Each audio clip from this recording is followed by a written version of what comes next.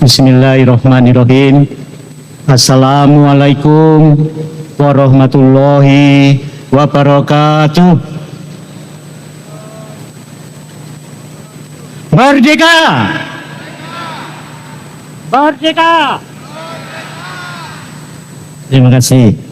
Saya punya yel-yel, saya membaca media sosial di Pondok Al Zaitun. Ya. Saya menyebut Al Zaitun, jawabannya maju terus. Yang kedua, Al Zaitun belajar terus. Yang ketiga, Al Zaitun bersatu. Jelas ya? Ayo, latihan dulu. Al Zaitun. Kurang semangat. Dari sana ya. Al Zaitun. Al Zaitun. Yang kedua, belajar terus. Jadi satu maju terus, dua belajar terus, nanti yang ketiga bersatu. Jelas ya? Oke. Al Zaitun. Al Zaitun. Al Zaitun. Bersatunya kita ganti ini ya. Oke ya. Diulangi lagi. Biar gak ngantuk, ini saya lihat sudah mulai teklek-teklek loh. Oke. Al Zaitun. Al Zaitun. Al Zaitun. Oke, sip. Terima kasih. Hari ini adalah hari lahir Pancasila. Kita peringati 1 Juni. Karena itu mari kita buka dengan menyanyikan Garuda Pancasila. Masih ingat? Silakan berdiri. Videonya disiapkan, Mas.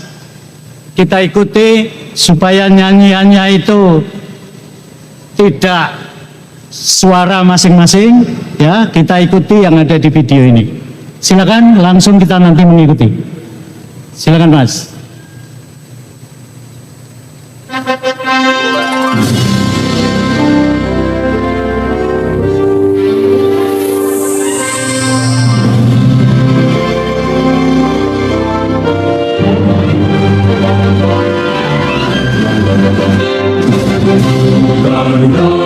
Pancasila, agungan pendukungmu, maju yang proklamasi, sedia berkorban untukmu. Pancasila dasar negara, rakyat adil maupun sentosa, pribadi bangsaku. Ayo, ayo, ayo, maju, maju, maju,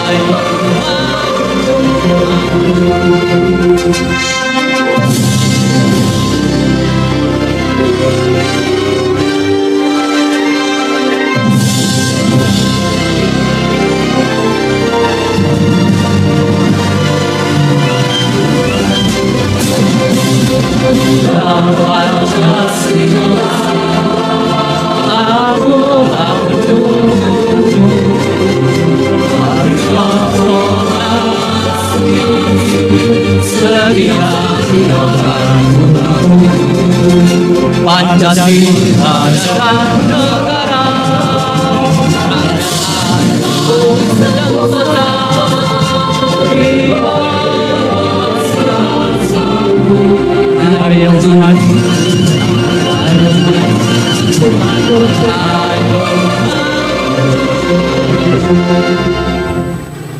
Terima kasih. Masih tetap berdiri. Yang kedua, mari kita ingat negeri kita yang elok nan permai, ya, dalam lagu Tanah Airku ciptaan Ibu Sut. Silakan Mas, berikutnya, slide berikutnya.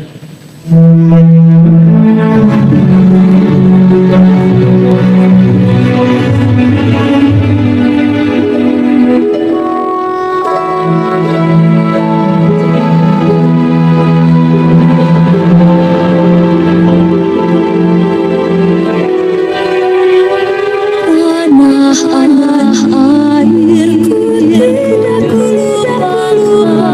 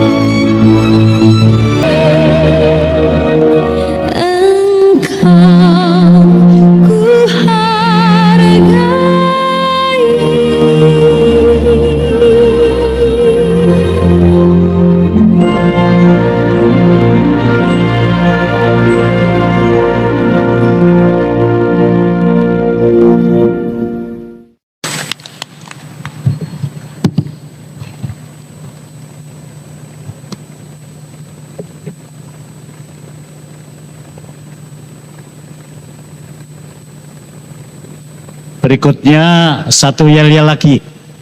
Saya menyebut pagi, jawabannya pagi, pagi, pagi. 3 kali. Siap ya? Pagi. Luar biasa. Terima kasih.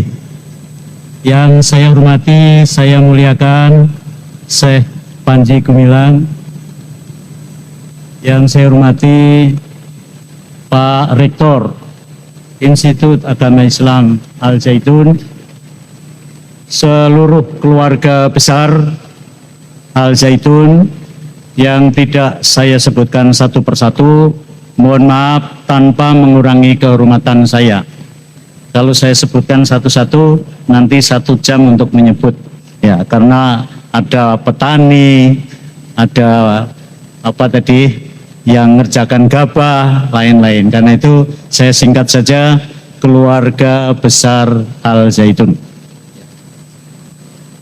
Syekh Panji yang saya hormati, saya sangat senang diberi kehormatan di hadapan seluruh keluarga besar Al-Zaitun yang luar biasa ini untuk bersama-sama kita pikirkan bagaimana keadaan kita, generasi kita, pendidikan kita dalam rangka menyongsong Indonesia Emas 2045 saat 100 tahun kemerdekaan kita.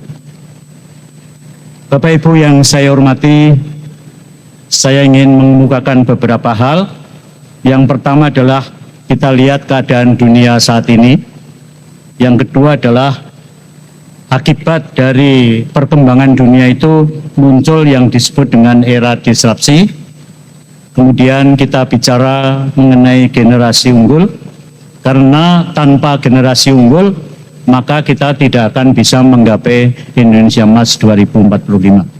Kemudian kita singgung tentang pendidikan, lalu berikutnya adalah masyarakat pembelajar atau learning society. Yang tadi oleh saya sudah disampaikan, bahwa pelatihan ini sebenarnya adalah pelatihan masyarakat pembelajar.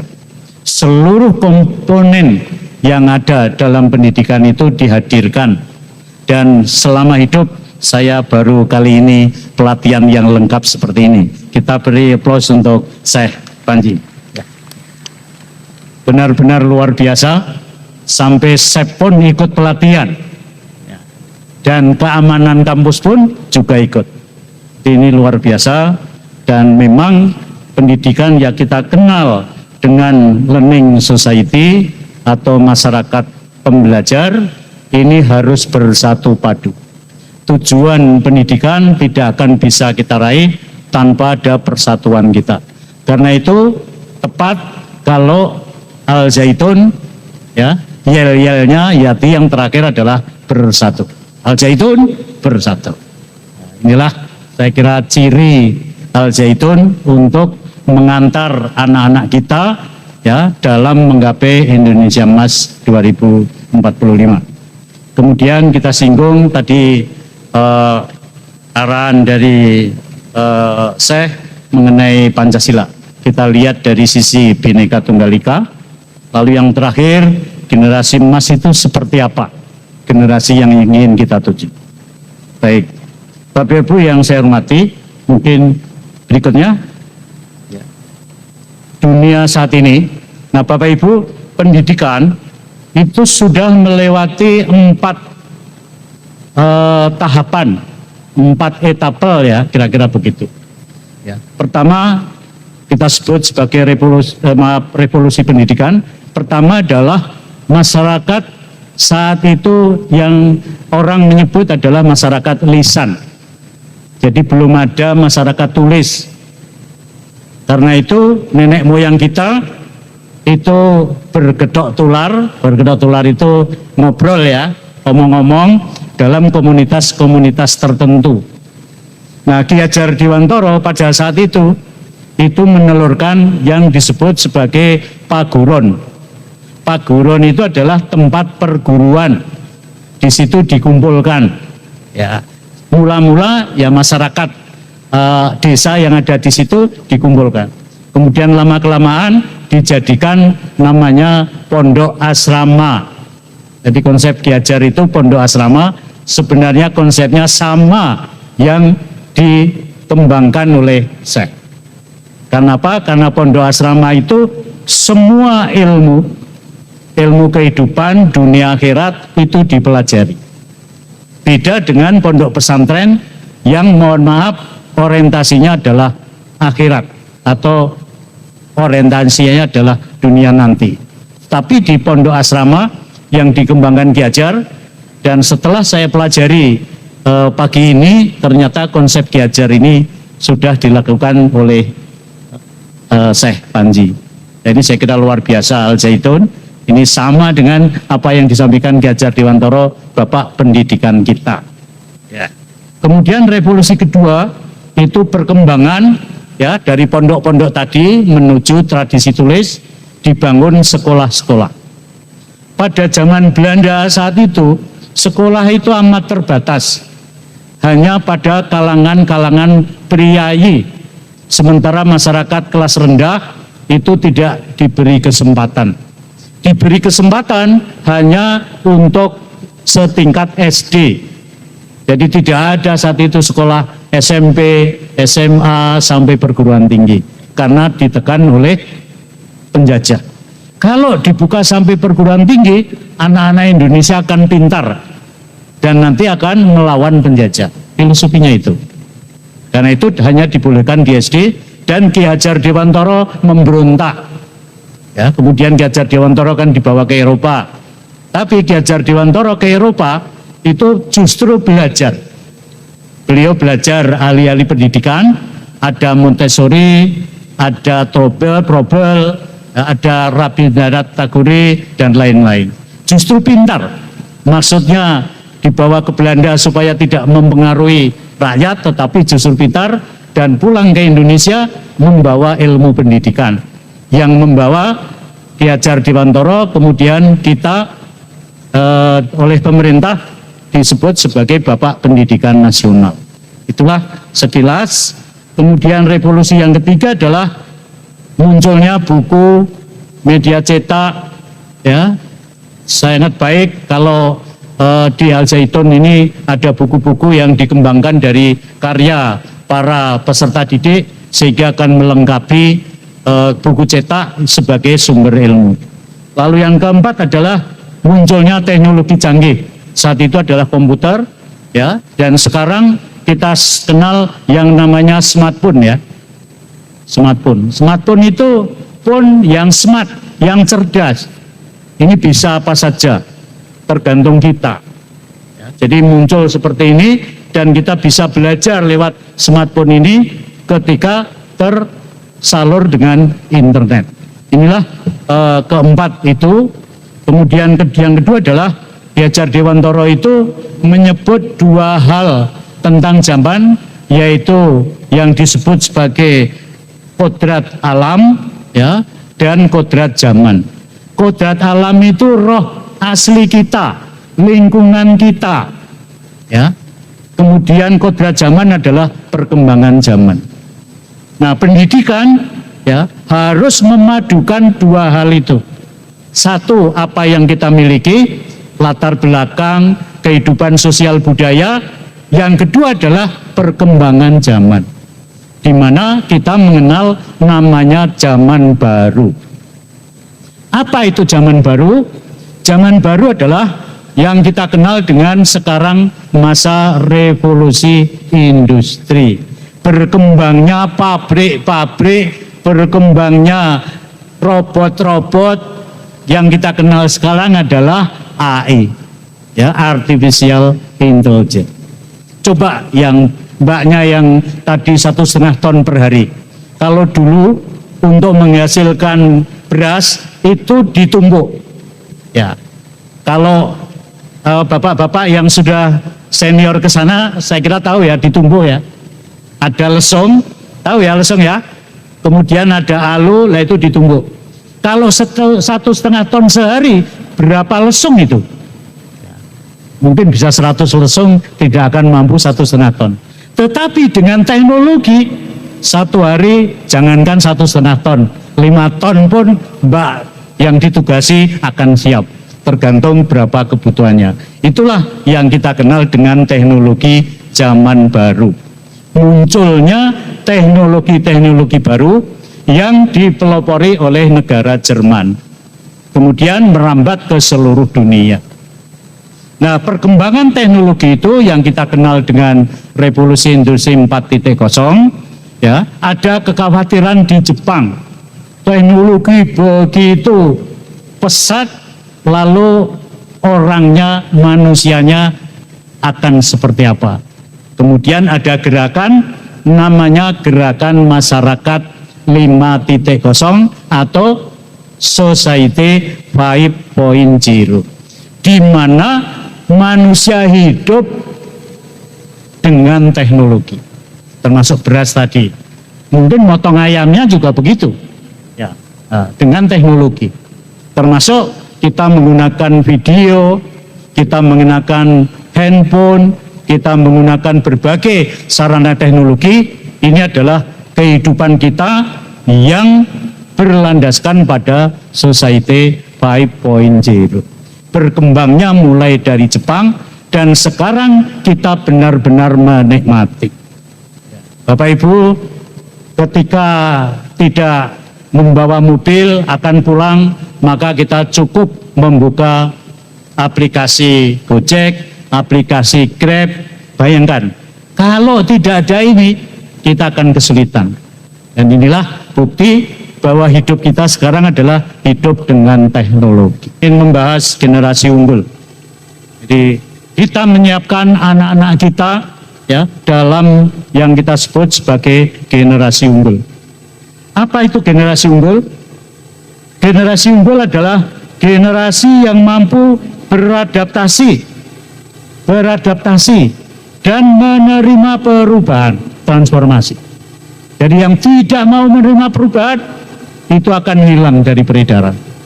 Sekali lagi, beradaptasi dan menerima perubahan atau transformasi. Yang kedua, generasi yang mampu memahami sekaligus melaksanakan tugas pekerjaannya secara tuntas dan berkualitas dalam rangka menghadapi zaman. Yang ketiga, generasi yang mampu mengatasi, ya, berbagai keterbatasan kecerdasan, ya, untuk mencari solusi dalam rangka menjalankan tugas. Yang terakhir adalah generasi yang berkualitas dan berdaya saing. Kualitas dan berdaya saing. Kalau nanti kita ada berbagai lembaga pendidikan, maka kita harus menuju yang terbaik, berarti kita memiliki kualitas sekaligus daya saing yang tinggi. Inilah saya kira semangat yang dikembangkan di Al Zaitun. Selanjutnya Bapak Ibu, dalam bahasa Jawa, ya, generasi unggul itu saya sebut sebagai generasi jalmo kang utomo. Sekali lagi, generasi unggul itu dalam konsep budaya Jawa namanya adalah generasi jalmo kang utomo, manusia yang utama. Nah, apa itu generasi jalmo utomo? Yang modern dan futuristik. Futuristik itu melihat jauh ke depan. Saya tidak membayangkan saya itu ketika membangun pondok, terus terang di luar pemikiran saya bisa sekian hektar. Tahun berapa dimulai saya? 94. Begitu beliau itu sudah futuristik sampai sekian. Pak Syekh, saya memimpin kampus hanya 19 hektar. Di sini berapa hektar Pak Syekh? Ya, totalnya 6.000. Kalau 6.000 bagi 19 berapa?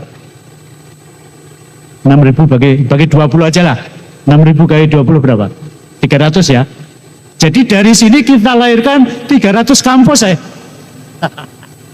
Kalau kampus yang pernah saya pimpin itu 20 hektar. Artinya futuristik ini. Dan tadi saya sudah visi sama beliau, harus kita buat universitas yang besar. Semua bidang ilmu, mari kita bangun di sini. Setuju? Setuju? Sudah setuju saya. Ini direkam ya, nanti kalau usulan universitas disampaikan pada Pak Menteri bahwa ini adalah semangat keluarga Al Zaitun. Dan cita-cita beliau, tadi saya sudah menengok atau mengunjungi pendidikan, bahwa anak-anak yang masuk Al Zaitun ini 7 tahun masuk, keluar sebagai dokter. Bayangkan. Udah, kalau nggak futuristik tidak mungkin.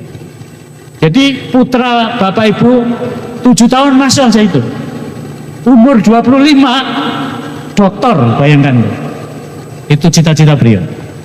Nah, kalau kita tidak membangun universitas yang lengkap bidang ilmunya, tidak akan mungkin. Karena itu Institut Agama Islam Al Zaitun, Pak Rektor, nanti saya akan urun rembuk pemikiran bagaimana menjadi sebuah universitas ya dengan berbagai bidang ilmu. Ya. Sehingga anak-anak yang masuk di sini tidak perlu keluar, tetapi sudah tuntas sebagai dokter. Tahun berapa kira-kira ini akan tercapai? Tahun berapa kisah akan tercapai, Pak Syekh? Wah, sebentar lagi. Ya, inilah saya kira tugas Pak Rektor. Ya, nanti kita pikirkan bersama-sama. Lalu yang kedua adalah tema futuristik yang tetap mempunyai roh dan jati diri bangsa Indonesia. Maka saya setuju lagu Indonesia Raya 3 stanza tadi, kemudian Pancasila, salam merdeka. Merdeka! Saya sangat setuju. Rohnya harus Indonesia, di dalamnya Pancasila. Berakar kuat pada budaya luhur Nusantara. Dan Pancasila adalah kristalisasi nilai-nilai luhur dari nenek moyang kita. 1 Juni itu hanya dinyatakan atau dirumuskan, tapi nilai-nilai itu sudah jauh sebelumnya ya. Dan kita patut mengapresiasi Bung Karno yang telah melahirkan dasar negara Pancasila yang secara resmi 18 Agustus sebagai dasar negara. Yang kedua adalah Jalma Utomo itu adalah generasi yang berkarakter mulia. Ini kan cocok ini kan? Mulia dan berbudaya yang dapat menuntun kita untuk menjadi bangsa besar. Tadi cita-cita beliau tadi sudah disampaikan. Ya. Yang ketiga adalah generasi yang cerdas, smart, berkarakter mulia dan berbudi luhur yang toleran. Tadi misinya antara lain toleransi. Cocok kan? Toleran, adil, cinta tanah air. Ya. dan berpikiran lurus. Jadi nggak boleh belak-belok, harus berpikiran lurus. Ya, inilah generasi Jalmo Kang Utomo atau generasi unggul yang akan kita lahirkan dalam rangka menuju Indonesia Emas 2045. Nah, Bapak Ibu, Pak Menteri kita yang baru, ya, kabinet yang baru, generasi unggul itu cirinya ada 8. Ini kisah yang dulu kita sebut sebagai pendidikan abad 21. Sekarang dirumuskan menjadi 8 ciri. Apa saja? Yang pertama, keimanan dan ketakwaan terhadap Tuhan Yang Maha Esa. Yang kedua, kewargaan sebagai warga negara Indonesia. Yang ketiga, penalaran kritis atau critical thinking. Jadi anak-anak yang dibina di sini harus memiliki penalaran kritis. Nun sewu, tidak ngah-ngoh, tapi benar-benar critical thinking, penalaran kritis. Yang keempat, harus punya kreativitas. Jadi sesuatu yang baru diciptakan. Yang kelima, kolaborasi, bekerja sama. Yang keenam, kemandirian. Ya. Yang ketujuh, kesehatan. Pak Syekh ternyata semua bidang olahraga ada. Ya. Jadi inilah wujud kesehatan itu benar-benar disiapkan. Ya. Tadi saya juga jalan sejam lebih, Pak Syekh. Alhamdulillah bisa mengikuti Pak Ali. Yang terakhir, komunikasi. Baik komunikasi menggunakan bahasa kita maupun komunikasi menggunakan teknologi. Sekarang berkembang amat pesat, Bapak Ibu, komunikasi menggunakan teknologi. Nah, Bapak Ibu, selanjutnya saya ingin menyinggung mengenai inovasi. Inovasi itu adalah sesuatu produk yang kita ciptakan yang memiliki nilai manfaat. Nah, ini sudah banyak karya yang ada di sini, dan dengan berasrama maka tempat itu, ya, itu kita kembangkan untuk belajar bahkan selama 24 jam. Nah, ini keuntungannya, sehingga anak-anak kita itu bisa mengembangkan inovasinya. Bapak Ibu, berdasarkan penelitian tahun 95 oleh Bank Dunia, innovation and creativity, inovasi dan kreativitas, itu syarat bangsa yang unggul. Jadi kalau bangsa kita ingin unggul, maka rakyatnya harus kreatif dan inovatif. Ya. Kita analogikan di Al Zaitun, kalau Al Zaitun ingin unggul, maka warganya harus kreatif dan inovatif. Nah, ini mohon para guru menjadi catatan, kreatif dan inovatif. Ini ciri unggul. Ini penelitian Bank Dunia tahun 95. Jadi bangsa yang unggul itu kalau rakyatnya itu adalah rakyat yang kreatif dan inovatif. Kemudian bagaimana menciptakan situasi yang inovatif? Adalah lingkungan yang baik. Jadi lingkungan yang baik itu yang akan menumbuhkan sikap kreatif dan inovatif. Selagi lingkungan yang baik. Dan Al Zaitun saya kira sangat mendukung ini.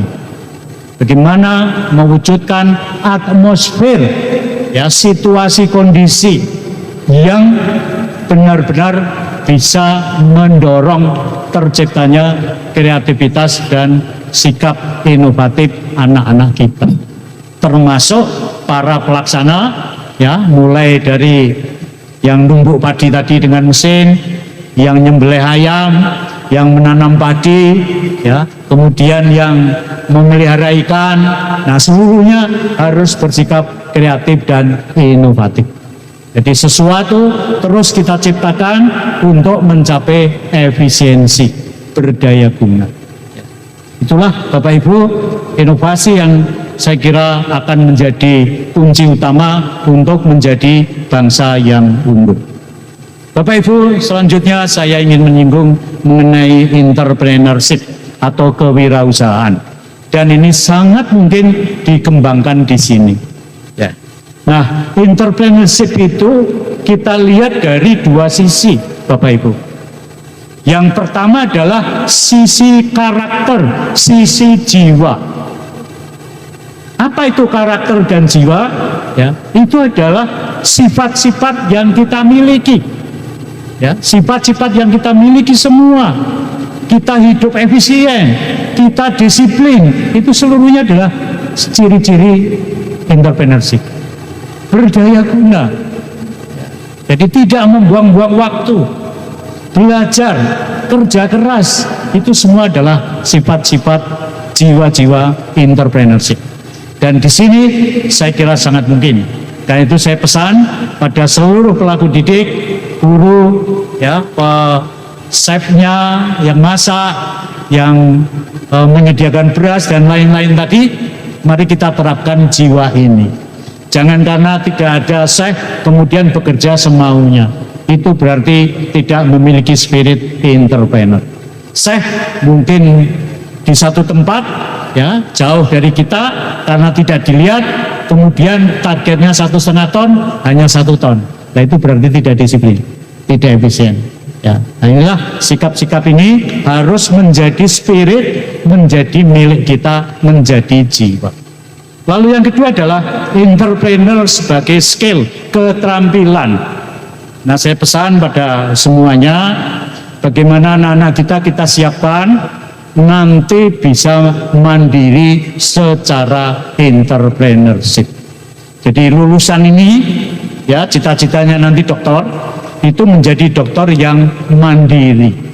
Jadi tidak tergantung pada orang lain.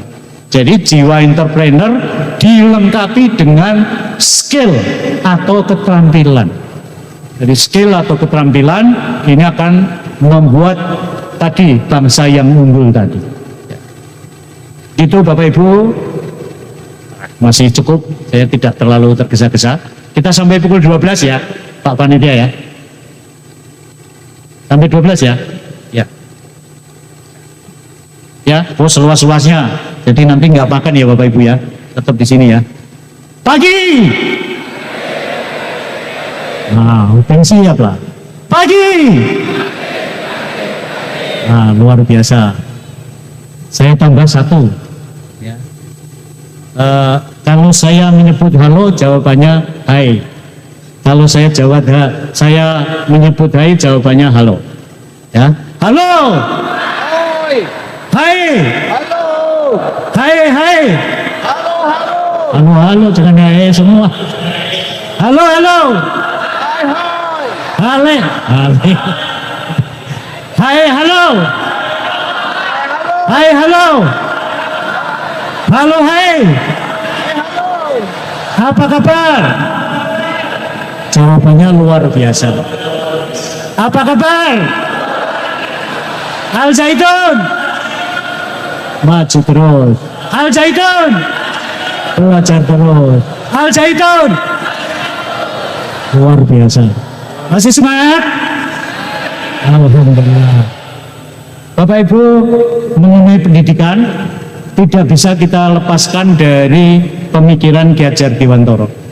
Ya, bahwa pendidikan itu adalah fondasi yang kokoh, ya, dalam praksis pendidikan, ya, yang akan mendasari bagaimana pendidikan berlangsung.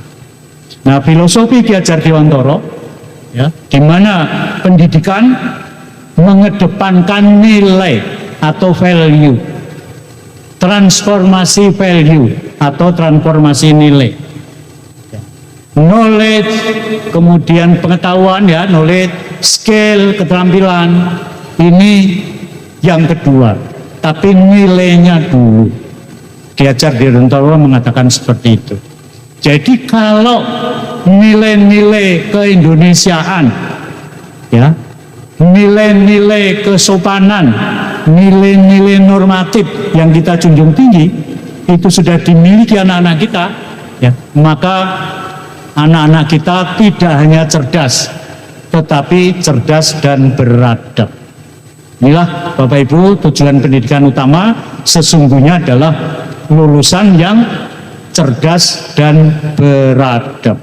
Jadi cerdas saja tidak cukup, tetapi harus beradab. Kenapa Pak KDM membawa anak-anak kita ke barak? Karena apa? Persoalan value, persoalan nilai, ya kan? Ya. Sampai beliau itu membawa ke barak, ke barak. Hanya apa? Hanya persoalan nilai, persoalan value. Dan bukti ketika pulang dari barak menjadi orang yang disiplin, menjadi anak yang menghormati. Nah inilah value Bapak Ibu. Contoh real nilai. Nah mari kita kembangkan Kiai Al-Zaitun. Jadi selain cerdas, maka anak-anak kita harus beradab, ya, memiliki nilai-nilai, ya, yang dijunjung tinggi secara normatif, secara bangsa. Kemudian bahwa pendidikan itu adalah mewujudkan tumbuhnya budi pekerti. Satu, budi pekerti, nilai ya. Dua, pikiran intelektual, knowledge. Yang ketiga adalah skill, tubuh anak. Sehingga olahraga sudah disediakan, ya, tempat ibadah disediakan sebesar ini. Ya, itu adalah persoalan value. Ya, kemudian intelektual dibangun gedung-gedung, kelas-kelas, laboratorium, kurang apa coba? Tinggal kita bagaimana membawa anak-anak kita menjadi manusia yang cerdas dan beradab. Jadi pendidikannya itu sesungguhnya adalah mengarah ke sana. Ya. Nah, Bapak Ibu, kita kenal dua istilah, yaitu pendidikan dan pengajaran. Ini kadang-kadang mohon maaf, kita para guru itu mengesampingkan pendidikan tapi lebih berorientasi pengajaran. Ini yang salah. Jadi harus kita luruskan. Apa itu pendidikan? Pendidikan adalah tuntutan dalam hidup tumbuhnya anak-anak yang bertujuan untuk menuntun segala kekuatan kodrat yang ada pada anak agar mereka sebagai manusia dan sebagai anggota masyarakat dapat mencapai keselamatan dan kebahagiaan setinggi-tingginya. Jadi tugas kita menuntun anak-anak kita, ya, mengembangkan potensinya untuk apa? Untuk mencapai kebahagiaan. Jadi sekali lagi menuntun. Jadi ini tugas pendidik. Ini lingkungan di sini yang disebut sebagai masyarakat pembelajar atau learning society. Ini saya sangat setuju bahwa tuntunan itu tidak hanya guru, tetapi seluruh pelaku yang ada di Al-Zaitun ini bertugas menuntun. Jadi kalau anak-anak ada yang tata nilainya kurang, meskipun mbaknya tadi menyiapkan beras, juga menegur, mbak, tidak boleh begini, harus begini gitu. Yang tukang potong ayam tadi juga begitu. Kalau melihat siswanya kurang baik, dibetulkan. Itulah tuntunan. Dan tidak hanya tugas guru, maka tugas semua pelaku pendidikan. Nah, mari kita bangun dari Al-Zaitun ini, kita wujudkan bahwa pendidikan itu adalah tuntunan menuju anak-anak yang mengembangkan potensi dirinya. Nah, kadang-kadang ini Bapak, Ibu, para guru, itu hanya melihat pengajaran dari sisi transfer ilmu. Ini yang salah. Jadi pokoknya tugas saya matematika titik, tugas saya bahasa Inggris titik, itu yang salah. Dalam bahasa Indonesia, dalam bahasa Inggris itu harus ada tata nilai, ya, yang juga kita berikan pada anak-anak. Jadi ketika karena ngajar bahasa Inggris, ya, ketika anak-anak nakal di dalam kelas dibiarkan, itu yang keliru. Ya, kita harus menuntun sekaligus mentransformasi ilmu pengetahuan. Jadi tadi tiga tadi ya, nilai, ya, value, kemudian pengetahuan, knowledge, ya, kemampuan intelektual dan keterampilan atau skill tadi harus kita berikan secara integratif. Jadi nun sewu Bapak Ibu guru tidak boleh hanya kemudian mengarahkan pada pembelajaran atau transfer ilmu. Tapi yang lebih penting harus kita mulai dari tata nilainya. Begitu Bapak Ibu, kemudian saya ingin satu filosofi Ki Hajar Dewantara yang menjadi filosofi nasional adalah sistem among. Ya. Apa itu sistem among? Ki Hajar Dewantara itu sebenarnya hanya satu, yaitu Tutwuri Handayani. Tutwuri Handayani. Sementara di Taman Siswa dikembangkan ing Ngarsa Sung Tulodo dan ing Madya Mangunkarsa. Saya kira ing Ngarsa Sung Tulodo ya di depan memberi tauladan contoh, ing Madya Mangunkarsa di tengah membangkitkan semangat, dan Tutwuri Handayani adalah pemberian kebebasan kepada anak untuk mengembangkan bakat dan kekuatan lahir dan batinnya, ya, tapi tetap dalam pengawasan pendidik atau orang tua. Ya, jadi tetap meskipun di belakang, maka pendidik itu mengarahkan. Jadi kalau ada hal-hal yang melenceng, maka tugas pendidik adalah meluruskan. Ini ditekankan oleh Ki Hajar Dewantara berulang-ulang. Kita harus Tutwuri Handayani, memberi kesempatan seluas-luasnya untuk berkembang, tetapi kita tetap ikut di belakang. Jadi kalau tidak lurus, kalau itu bengkok, maka diluruskan. Inilah Bapak Ibu sistem among, ya, ini menjadi tidak hanya di kalangan Taman Siswa, tetapi sudah sistem nasional, ya. Ing Ngarsa Sung Tulodo, ing Madya Mangunkarsa dan Tutwuri Handayani. Bapak Ibu, tadi saya sudah menyinggung yang disebut pondok asrama. Ini konsep Ki Hajar Dewantara, Bapak Ibu. Ini nanti kita cocokkan, kita sudah sama belum? Sistem pondok asrama diawali dari sistem pondok atau pawiyatan. Pondok, pawiyatan atau asrama adalah rumah seorang kiai guru yang digunakan untuk pondokan dan pengajaran santri-santrinya. Dulu kalau laki-laki itu namanya cantrik, kalau perempuan namanya menteri. Aktivitas di pondok berlangsung praktek pendidikan antara guru dan siswa. Praktek pendidikan tidak hanya pengertian formal di kelas, tetapi juga serangkaian interaksi yang syarat akan nilai-nilai edukatif melalui makan bersama, bermain, beribadah, belajar, dan seluruh interaksi sehari-hari. Itu adalah kegiatan edukatif. Kan makan kan kita tidak semaunya kan, mesti kita atur kan. Nah, itulah edukatif. Kalau makan harus begini, harus cuci tangan, harus berdoa, itulah kebiasaan itu kita ajarkan di asrama. Ini saya kira situasi di Al Zaitun itu sangat mendukung, karena anak-anak bisa fokus untuk belajar. Nah Bapak Ibu, Ki Hajar itu pernah pondok asrama itu dicetuskan untuk sistem nasional, tapi mungkin tidak bisa berlangsung karena ya kita sangat heterogen, kita besar sekali, ya. Akhirnya pondok asrama itu hanya dikembangkan pada kalangan-kalangan tertentu. Nah, lewat Al Zaitun, mari kita bangun percontohan Pak Syekh, ya, sehingga yang lain itu akan bisa mencontoh. Karena menurut Ki Hajar ya, pondok asrama ini, ya, tempat berlangsungnya pendidikan yang baik. Nilai-nilai intelektual, keterampilan itu secara integratif kita lakukan lewat pondok asrama. Bapak Ibu, nah sendi pondok asrama, ya, tentu tadi kebersamaan Bapak dan Ibu, ya, kemudian satu tempat pendidikan untuk nilai-nilai, untuk transformasi intelektual, kecerdasan, dan untuk melatih keterampilan atau skill. Bapak Ibu, selanjutnya saya sangat mengapresiasi apa yang disampaikan oleh Syekh, apa yang dilakukan, yang menurut teori itu namanya learning society, masyarakat pembelajar. Saya benar-benar baru ini. Jadi bahwa SEP atau yang masak itu bagian dari pendidikan.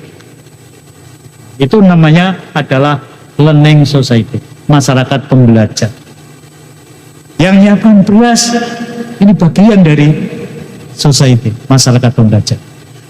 Nah, masyarakat pembelajar kalau Ki Hajar Dewantara itu ada 3: sekolah, keluarga, masyarakat. 3 itu kemudian kita jabarkan. Nah, yang dikerjakan, dilaksanakan di Al Zaitun sebenarnya adalah konteks society learning itu sudah terlaksana dengan baik. Nah, mungkin Pak Rektor perlu riset khusus ya, bagaimana dampak model Al Zaitun itu ya terhadap prestasi anak-anak atau mahasiswa.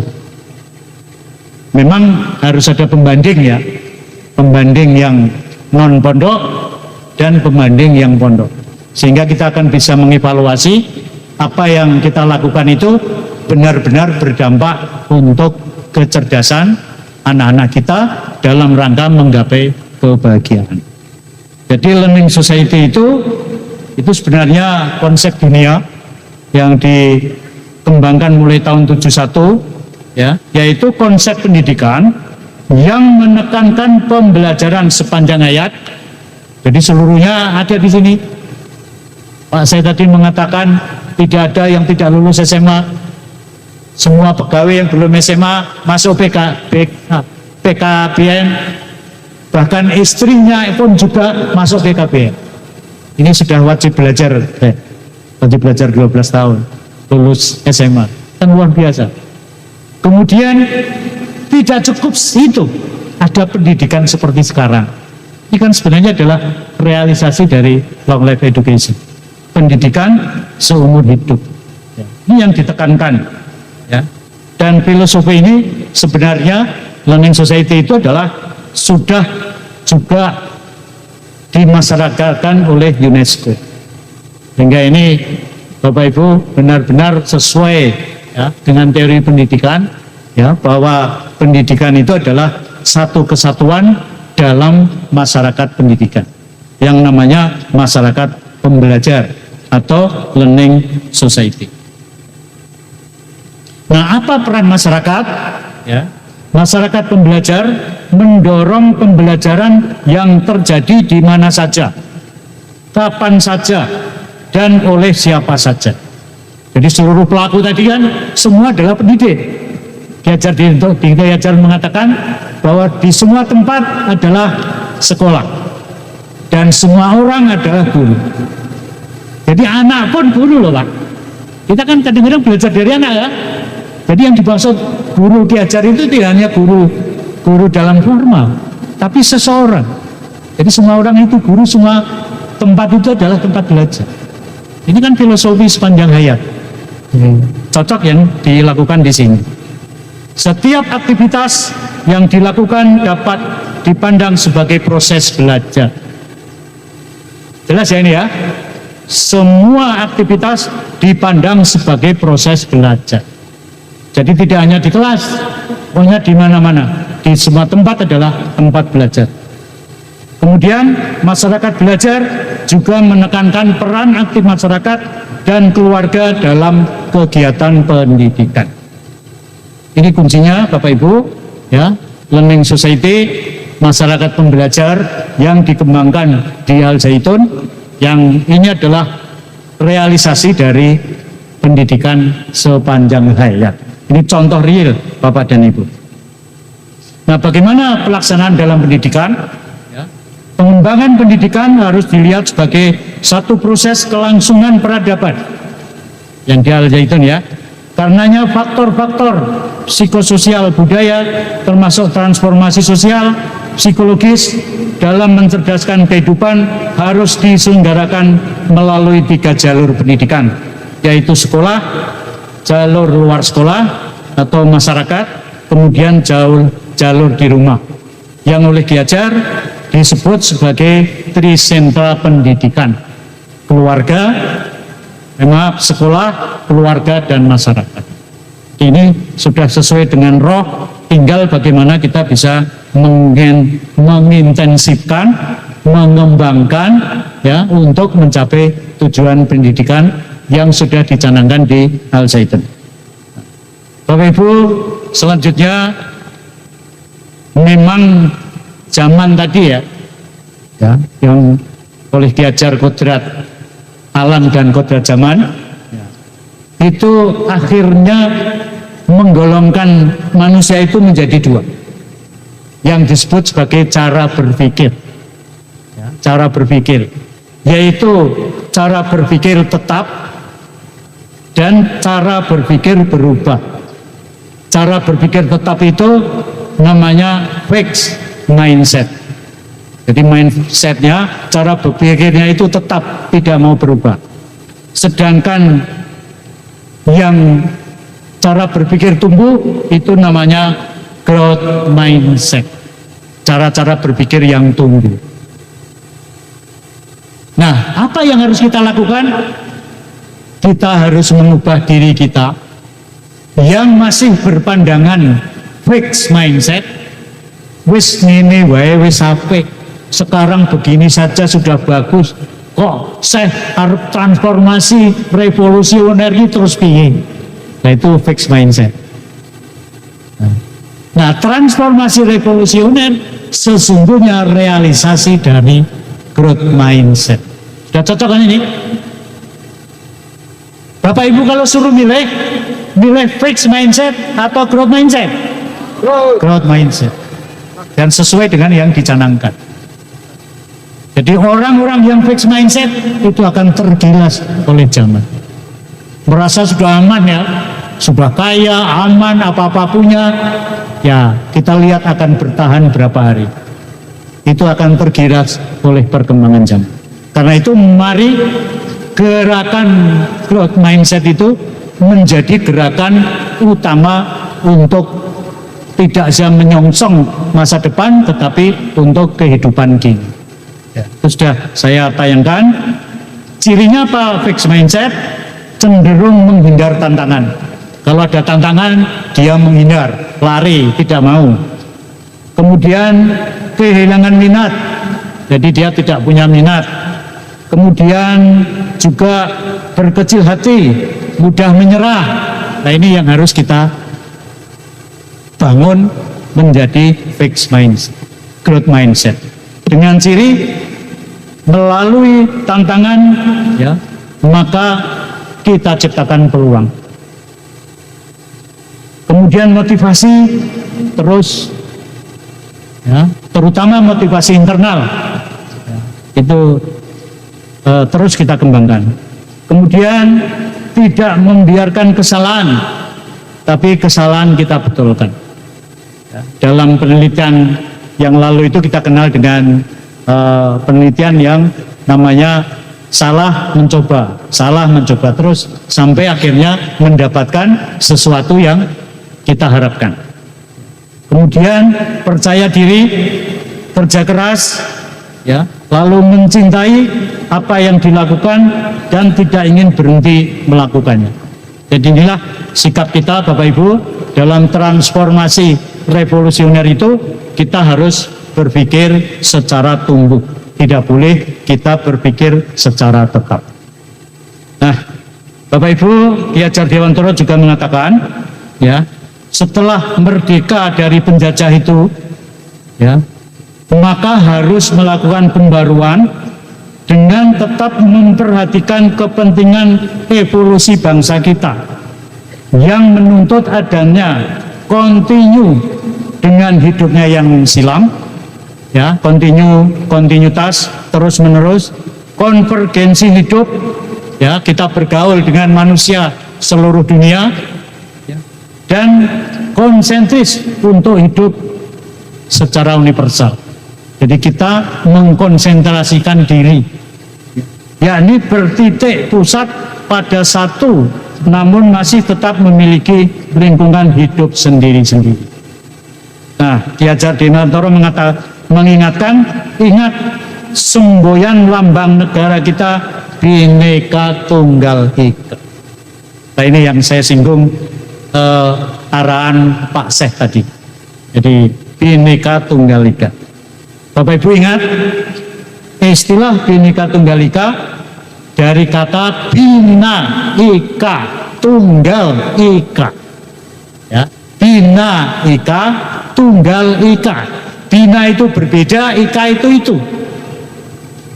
Berbeda itu, tunggal itu, satu itu. Ya. Jadi tunggal, Bhinneka Tunggal Ika dari kata bina ika tunggal ika. Bukan eka loh ya, salah ini. Ika. Ika itu bahasa Jawa kuno artinya itu. Berbeda itu, satu itu. Itu semboyan Bhinneka Tunggal Ika. Yang diambil dari Kekawen Sutasoma, Empu Tantular. Bina Ika Tunggal Ika. Lengkapnya Bina Ika Tunggal Ika Tanhana Dharma Mangruwa. Yang berarti berbeda itu satu, tak ada pengabdian yang mendua. Artinya satu tekad.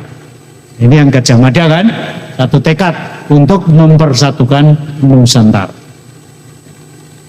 Itulah Bapak Ibu konteks Bhinneka Tunggal Ika, dan nilai-nilai kebhinekaan itu ya ditumbuhkan atau dibina melalui Pondok Al Zaitun ini, ya, di mana indikator-indikator nilai kebhinekaan itu ya kita mempertahankan budaya luhur, identitas, tujuan yang satu, berpikiran terbuka, kemudian menumbuhkan rasa saling menghargai, dan kemungkinan terbentuknya sikap positif yang tidak bertentangan dengan budaya luhur bangsa.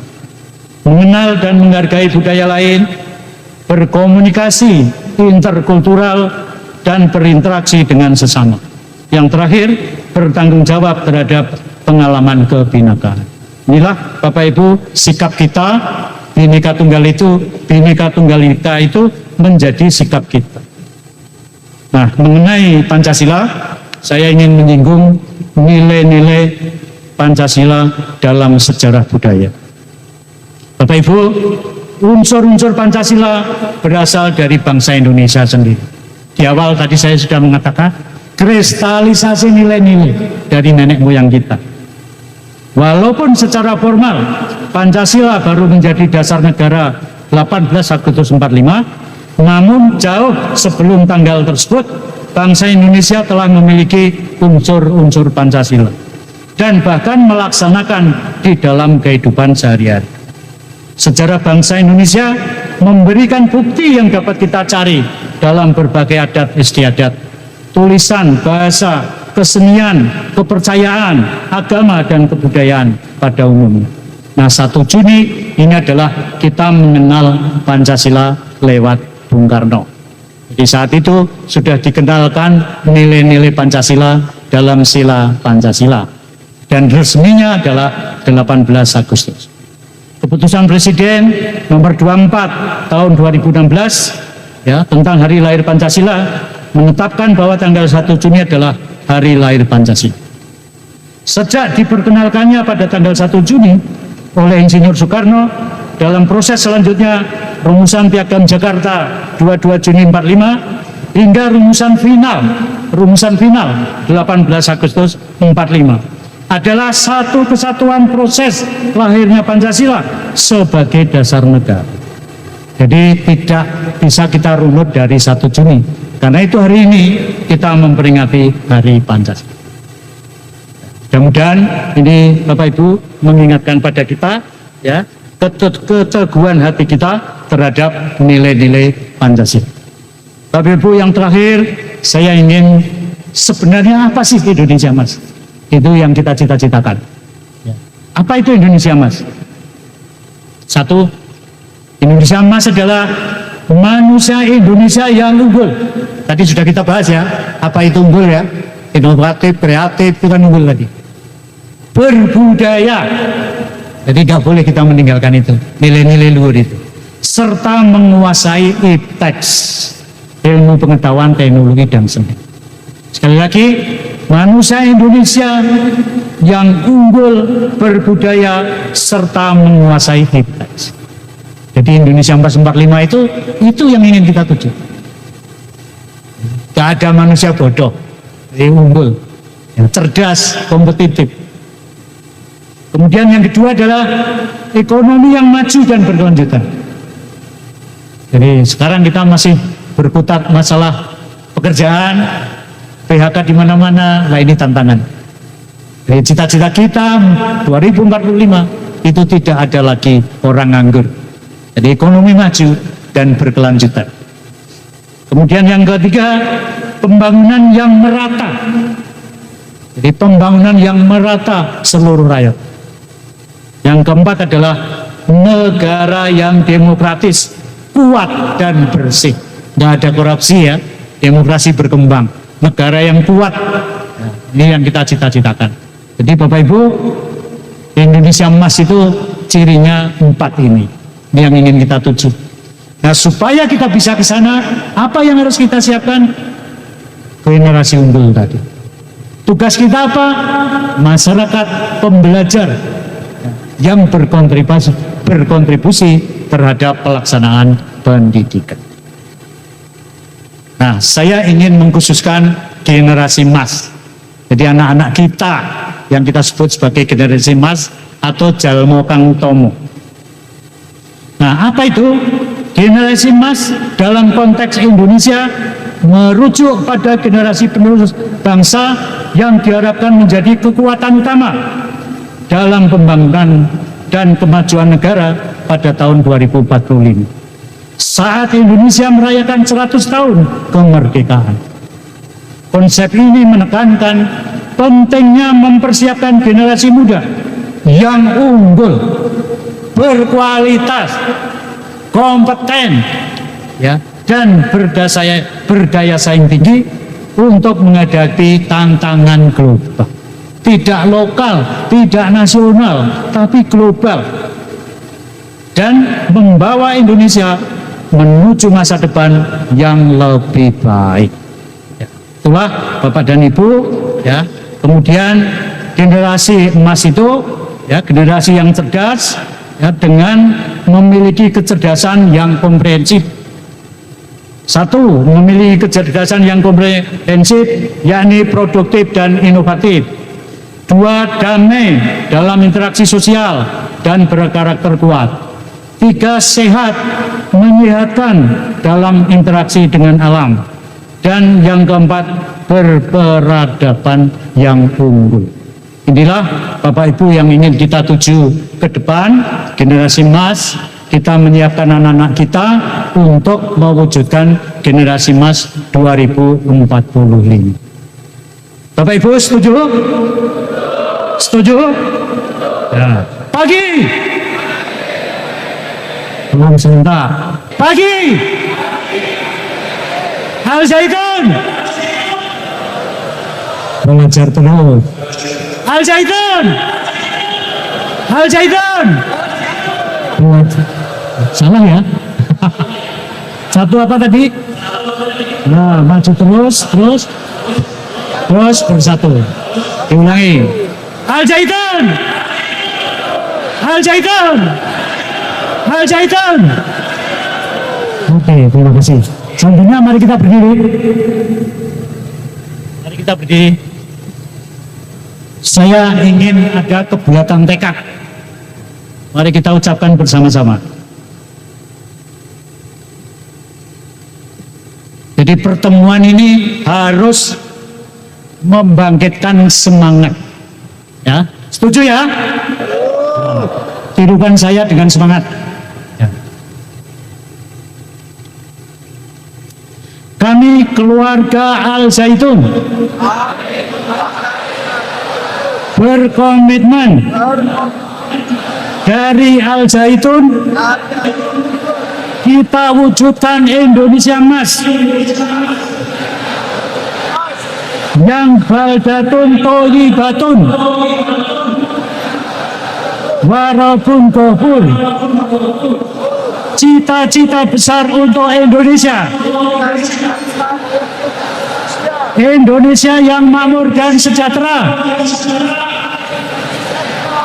dengan alam yang subur dan penduduknya yang berakhlak mulia, serta dengan rahmat dan ampunan Allah Subhanahu wa Ta'ala, dengan tetap menjaga keseimbangan tujuan duniawi dan ukhrawi, menjadi negara yang kebaikan, keadilan. Amin ya rabbal alamin. Kita tutup dengan menyanyikan lagu Padamu Negeri. Silakan Mas videonya. Jangan duduk, kita tetap berdiri. Slide terakhir Mas.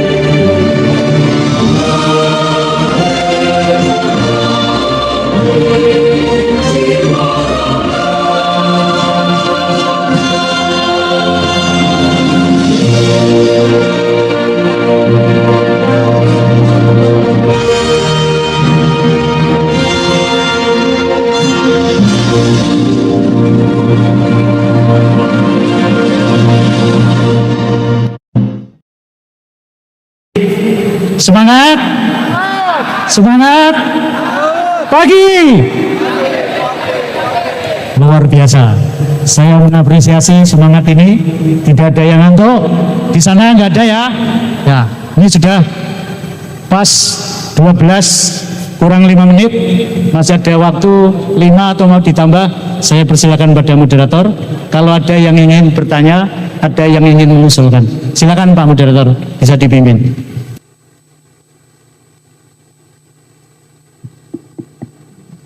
Ya, saudara, saya tidak bertanya, juga tidak memberi sambut gagasan, cuma mengaksentuasi. Tapi dengan nyanyi, pada waktu saya menjelang umur atau sudah masuk SD, tahun 55, orang tua mengajari nyanyi. Persis seperti tujuan daripada Mbah Eyang yang tadi disampaikan, yaitu menuju Jalmo Utomo. Itu nyanyinya hanya 1 bait, tidak dilanjutkan. Sampai sekarang masih terngiang-ngiang di sini. Itu nyanyinya kalau tidak kinanti, seirama dengan kinanti. Kalau orang Jawa pasti tahu itu kinanti itu apa, Mas Kemambang itu apa. Itu bunyinya begini.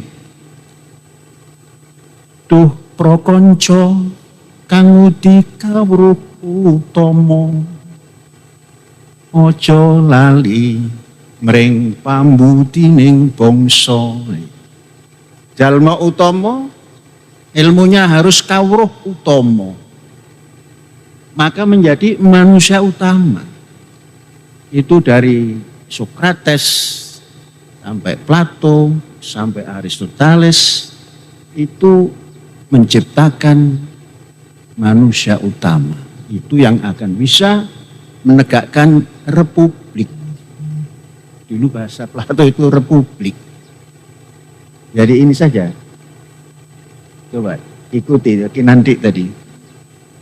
Duh prokonco kang udi kawruh utama. Ojo lali mring pambutining bangsa. Itu dari sejak dulu ditanamkan begitu. Setiap melangkah, pambudi itu apa? Enggak dijelaskan. Pada waktu Syekh dikasih semacam hukuman karena melanggar kaidah masyarakat. Masyarakat Syekh itu anti gamelan, anti wayang. Tapi Syekh ketika itu paling seneng gamelan.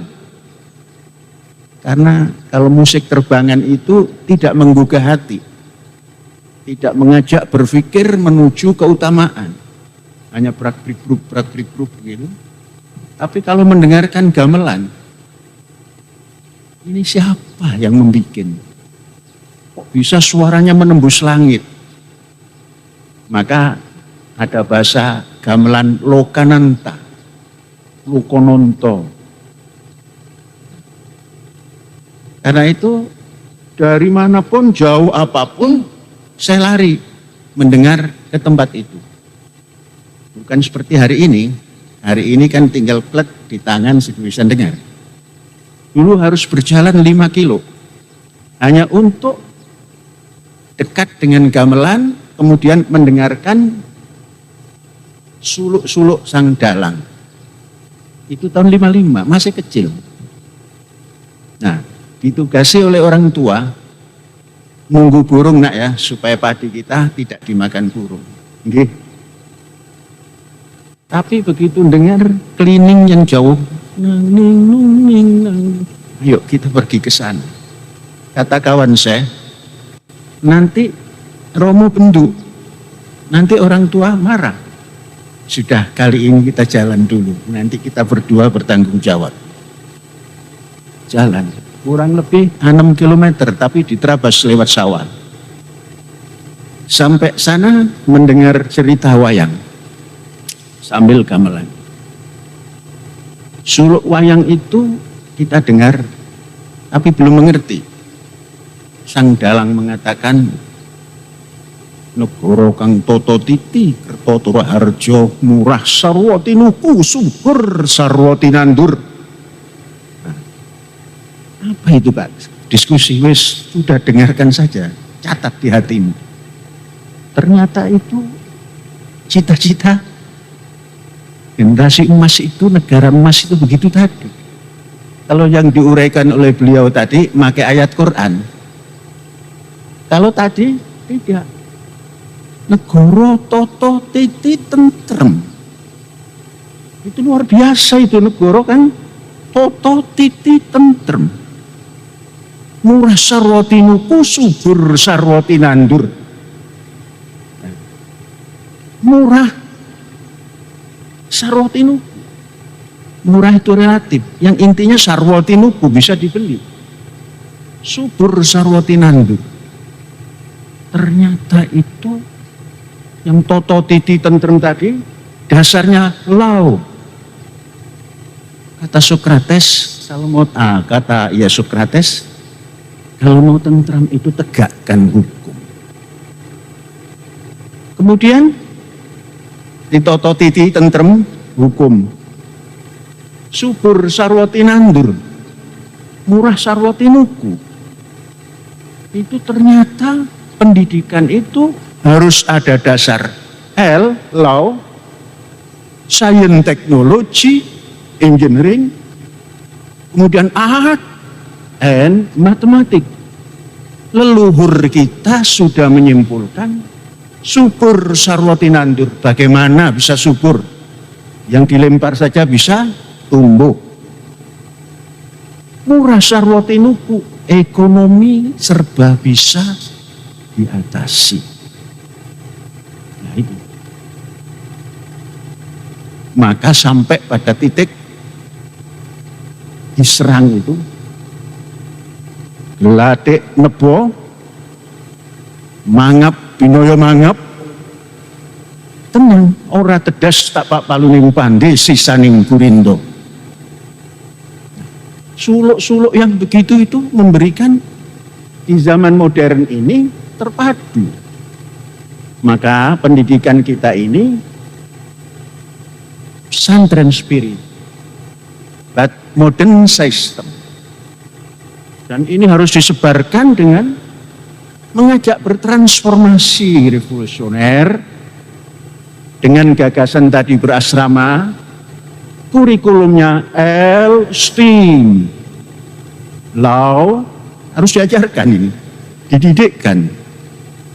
Sekarang yang ahli hukum itu kan keluaran sekolah hukum saja. Yang tidak keluar sekolah hukum tidak bisa. Nah, maka nanti law, STEAM, science, teknologi, engineering, art, and mathematics. Nah, itulah nanti masuk kepada toto titi tentrem kerto turaharjo murah sarwati nuku subur sarwati nangdur ing warso 2045. Sambil menyanyi duh prokonco kang udi kawruh utomo, kawruhnya jangan macam-macam, utomo, manusia utama, insan kamil itu manusia utama. Kalau diarabkan, saya tidak mau menggunakan bahasa Arab nanti disangka mau mendirikan negara Islam. Syariat. Saya selalu berbicara bahasa Jawa yang punya makna. Karena itu tidak akan keluar dari ajaran ilahi.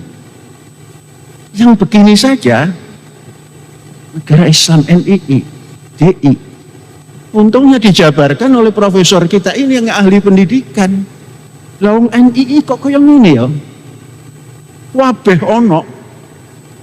Syarat kemajuan tahun 45 yang dimiliki bangsa Indonesia itu ada di sini. Maka kita mengajak, ojo urip enak dewe rek. Ayo bangsa Indonesia ini semua, karena bangsa Indonesia ini berdiri di 6.000 pulau dari 18.500. Jadi jangan sampai tahun 45 itu ada orang yang ngaku, aku ora iso maca Pak Semua tanpa terkecuali. Makanya reformasi pendidikannya tadi, transformasi revolusioner, bukan revolusi saja, revolusioner. Di semua berasrama di 5 titik, 500 titik. Karena kita punya 500 daerah, di 500 titik didukung oleh areal tanah 3.000 hektar. Hanya 1,5 juta hektar akan menghantarkan pelajar kang ngudi kawruh utomo dan bisa menjadi negara ngadeg dewe, tidak pakai didirikan oleh negara tetangga. Negara tetangga bisa duduk sama rendah, berdiri sama tinggi, tidak menjadi cung kacung negara liya. Kata Bung Karno dulu, jongos negara liya. Jadi kalau bahasa Surabaya, ojo dadi cung kacung rek. Jadi begitu. Duh pro kang ngudi kawruh utomo, ojo lali mring pambudining bangsa. Jadi nanti kalau sudah belajar, jangan untuk sendiri, untuk pambudining bangsa kang ingin membangun negara tata titi tentrem kerto tur harja murah sarwatun kusubur sarwati nandur ing dina 2045 18 Agustus diumumkan negara modern, negara kuat sampai di abad 21 ini. Nah itu, jadi dijawakan sedikitlah. Kalau tadi beliau ngajak bersyariat, ya, baldatun thayyibatun warabun ghafur gitu. Padahal beliau yang mengucapkan itu kalau ada semboyan-semboyan begitu NII. Untung beliau Pak Profesor. Saya semboyannya negara tata titi tentrem kerto tur harja subur sarwa tinandur, murah sarwa tinuku. Dasar negara Kesatuan Republik Indonesia. Ya itu saja, aksentuasi saja.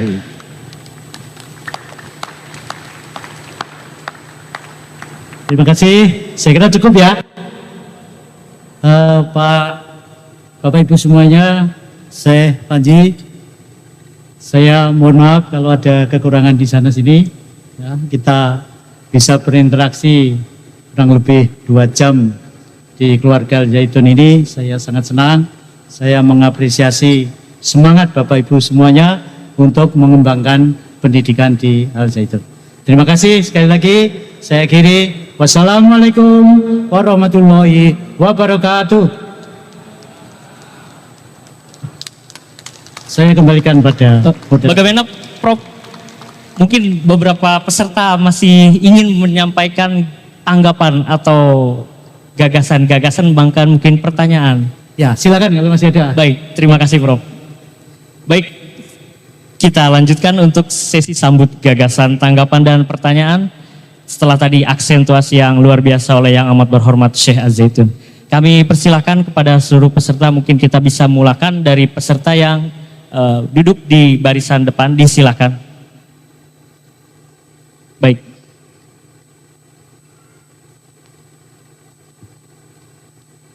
Bismillahirrahmanirrahim. Assalamualaikum warahmatullahi wabarakatuh. Merdeka. Sebelumnya saya ucapkan terima kasih kepada Syekh Az-Zaitun Abdussalam Rosyidi Panji Gumilang, SOS MP, atas terselenggaranya pelatihan pelaku didik yang berkelanjutan ini. Yang akan saya tanyakan kepada Prof. Sutrisno Wibawa, yaitu kalau kita melihat goal pendidikan, diantaranya adalah cerdas dan beradab.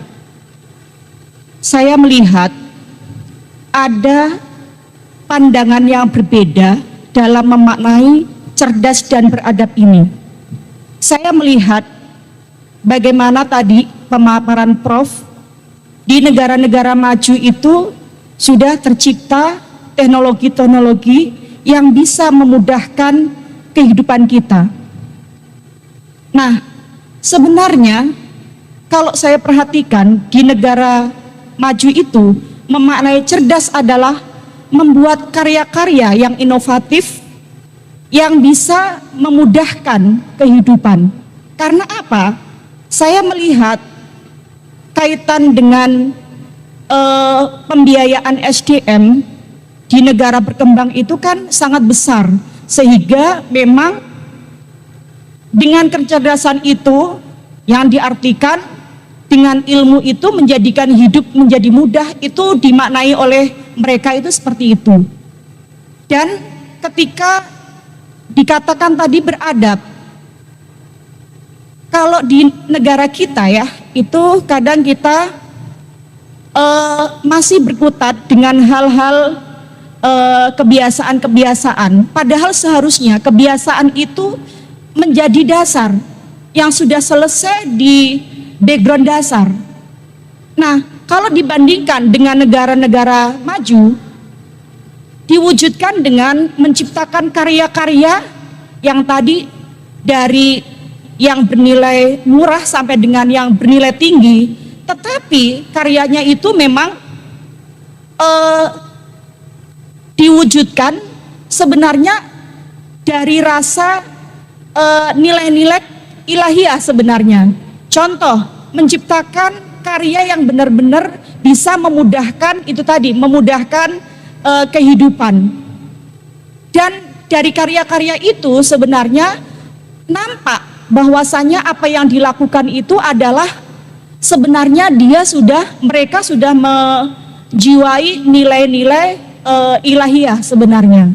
Jadi sepertinya perlu ada upaya-upaya kita, upaya-upaya pemerintah terutama dalam hal cara pandang memaknai cerdas dan beradab ini untuk mengejar kemajuan negara-negara maju. Sehingga harapannya dengan ilmu itu bisa membuat hidup kita lebih mudah sehingga kita bisa membuat kemaslahatan yang lebih besar. Demikian. Walhamdulillahirabbil alamin. Baik, terima kasih Ibu. Namanya siapa Ibu? Siti Umawaroh. Ya, Bu Siti. Terima kasih. Saya singkat setuju Bu, ya memang seperti itu. Kan di kita ini kan semua sekarang smart. Smart building, smart city, ya kan? Smart edukatif, semuanya kan smart. Artinya cerdas itu tidak sekedar knowledge, tidak sekedar pengetahuan, tetapi karya. Jadi generasi yang unggul, generasi yang inovatif dan kreatif tadi. Ya seperti itu. Inilah yang kita inginkan, ya, sehingga anak-anak kita, generasi kita itu kita arahkan ke karya. Sudah bagus ini. Dan inilah mudah-mudahan menjadi semangat kita di Al Zaitun itu untuk mewujudkan. Dan itu sangat mungkin karena dengan berasrama itu kesempatannya sangat luas. Guru ya, berinteraksi dengan murid, dengan siswa itu bisa sangat panjang. Jika tidak cukup di kelas, kita lanjutkan di luar kelas. Ya, kita lanjutkan tugas-tugas, kita lanjutkan latihan-latihan. Itulah, saya ulangi lagi, muncul smart yang lain. Terima kasih Bu Siti, terima kasih atas apresiasinya. Kita beri aplaus untuk beliau, Bu Siti. Ya, terima kasih. Baik, terima kasih pada Profesor. Selanjutnya kami persilakan kembali kepada seluruh peserta yang hendak memberikan sambut gagasan dan tanggapan atau pertanyaan. Disilakan. Baik.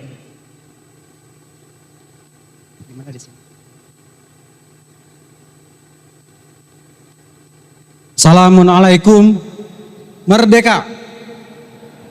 Saya Adang Kadarusman, mahasiswa Institut Agama Islam angkatan ke-10 ya, semester 6. Prof, yang ingin saya tanyakan, saya semester 6 sudah membuat proposal skripsi, Prof.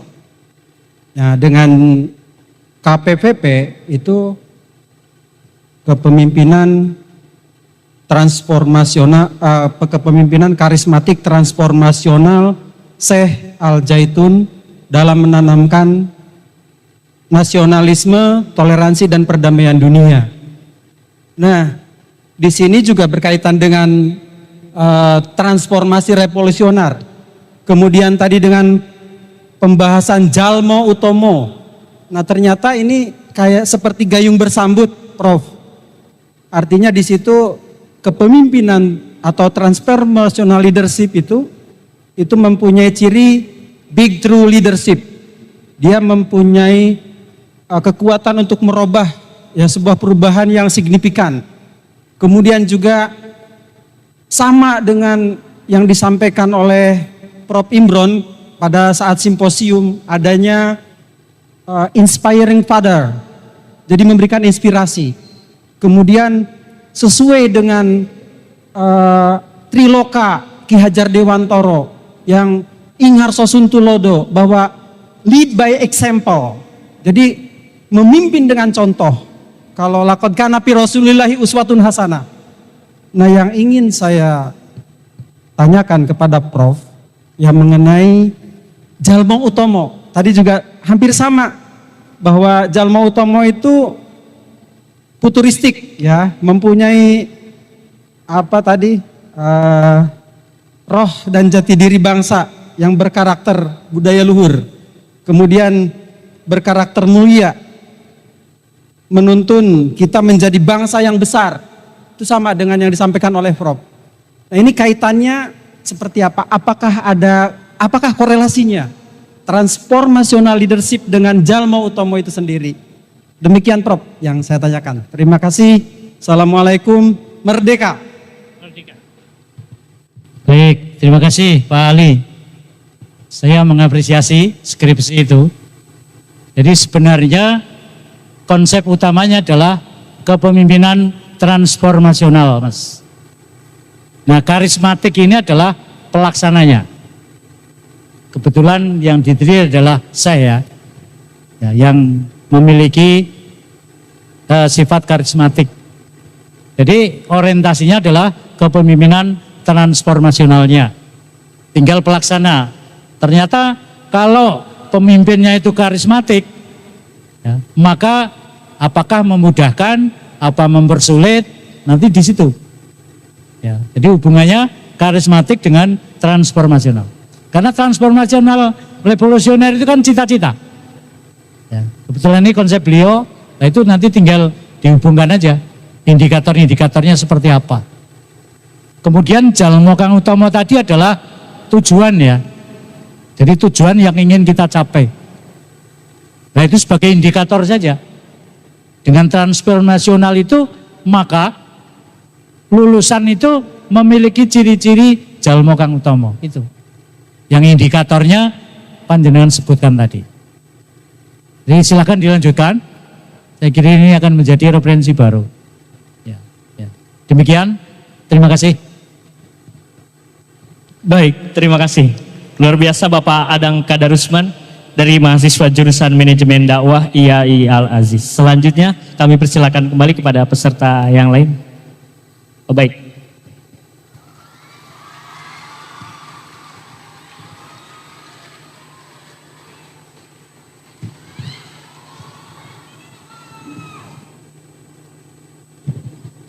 Bismillahirrahmanirrahim. Assalamualaikum warahmatullahi wabarakatuh. Merdeka.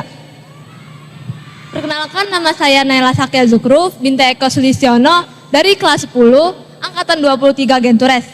Di sini saya ingin menanyakan perihal penyampaian Profesor Dr. Subriyono Wibawa MPD dalam daerah of distribution yang terbentuknya revolusi dunia yang berdampak dunia mengalami perubahan yang zamannya besar. Jadi di sini saya ingin menanyakan bagaimana santri-santri di Al Zaitun dapat menciptakan generasi unggul karena terbentuknya the era of the education yang telah disampaikan Prof tadi. Sekian dari saya, walhamdulillahirabbil alamin.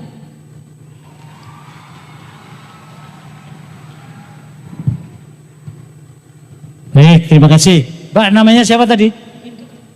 Namanya? Naila Sakia Zukruf. Naya. Naila. Naya ya. Nomor HP-nya berapa? Nomor HP-nya berapa?